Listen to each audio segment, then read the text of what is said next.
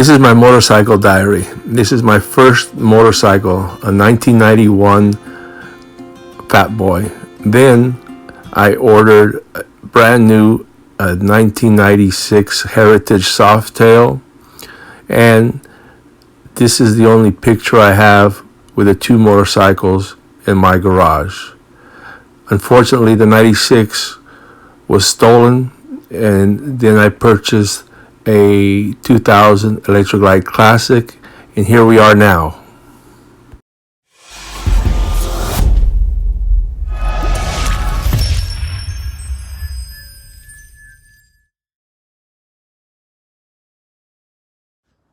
And here we are now, beginning of April 2019. This bike, I have a lot of history with this motorcycle. And I'm gonna film this, I'm gonna take it outside, start her up, go for a ride. Come with me. So basically, what I got left from my 1996 Heritage is these gas tanks right here, the motor, the primary, the transmission. And that's it. Everything else is custom. So when I say I have a lot of history with this motorcycle, the fact is that it was stolen from my shop in 1998. Unfortunately, I had was getting it ready to go on a run, and some shops were broken into in my area, and my motorcycle was taken. So this is what it used to look like, pretty much stock. And then once I got a phone call that they had recovered the parts, I had to wait almost 2 years. Only after the case was adjudicated against the people that took it could I buy it back at auction. And it was only a dealer auction, so I had to jump through a bunch of hoops just to be able to attend that auction. This is what my garage looks like, where I changed my oil for my car and motorcycle. I used to print t-shirts for a company called Hap Jones. And Hap Jones was a famous motorcycle dirt track racer back in the 30s. His grandson was a friend of mine, and he helped me put this together. He also had a friendship with Corey Ness, Arlen Ness's son, and so I got a pretty good deal on all of the parts here. These are all high-end parts. The frame alone used to retail for about $3,600, and so I didn't pay that for it, but with a lot of help and a lot of history on this bike. Now, enough about that. Let's go for a ride.